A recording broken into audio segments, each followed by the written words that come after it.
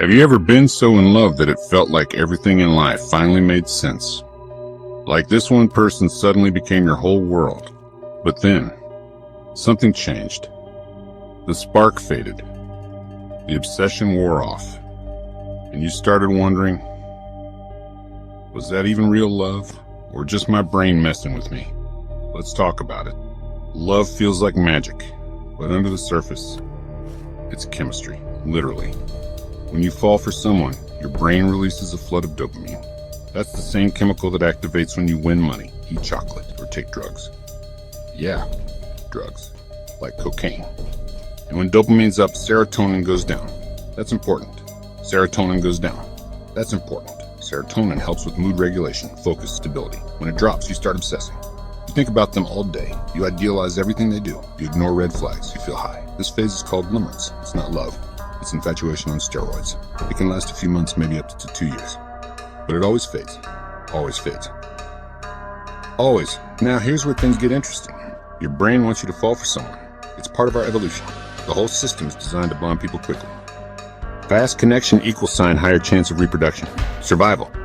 But nature doesn't care if you're happy long term. It just wants you to pair off. That's why the beginning of a relationship is so intense. It's all chemicals. Excitement to say. Fancy.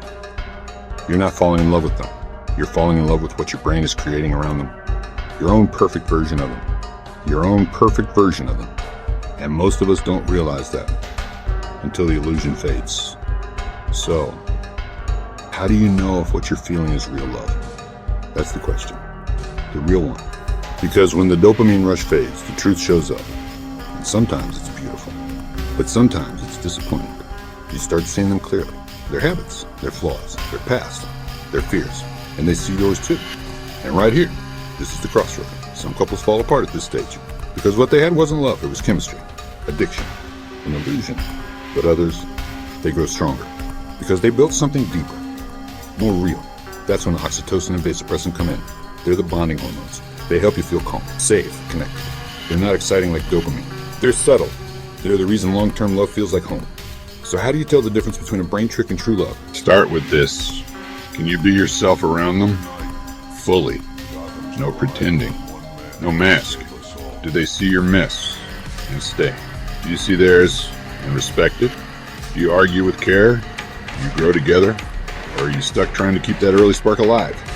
Because here's the truth. Real love isn't fire all the time. It's not butterflies forever. It's not constant passion. It's peace. It's support. It's being able to sit in silence without feeling awkward. It's choosing each other again and again, especially when it's not easy. Most people chase the high, the rush, the drama. But that's not love. That's your brain looking for another hit of dopamine. Love isn't loud. It's steady. It's the person who listens when you're tired, who holds your hand in silence, who shows up when it's boring, who stays when it's hard. Now let's talk about what breaks love. Around 70% of unmarried couples break up within the first year. Most of them don't make it to year 5. Why? Because we confuse chemistry with compatibility, excitement with emotional safety, intensity with intimacy. We rush in, fall hard, ignore the signs, and then wonder why it didn't work. Real love takes time. It grows slowly, through trust, through shared struggle, through honest, uncomfortable conversations. If you're always questioning it, analyzing it, walking on eggshells, it's probably not love. It's anxiety. And if you're addicted to someone's presence, but feel drained after being around them, that's not love either. That's attachment wound. Here's something nobody teaches us. Love isn't about who gives you the biggest butterflies.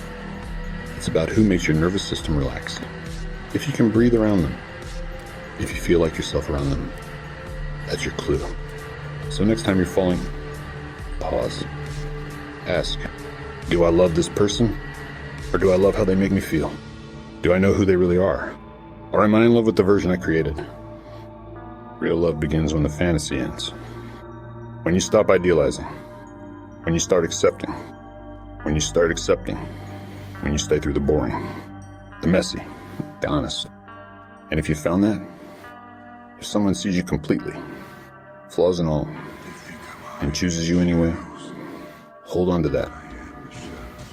Because that's not a trick. That's not a high. That's real.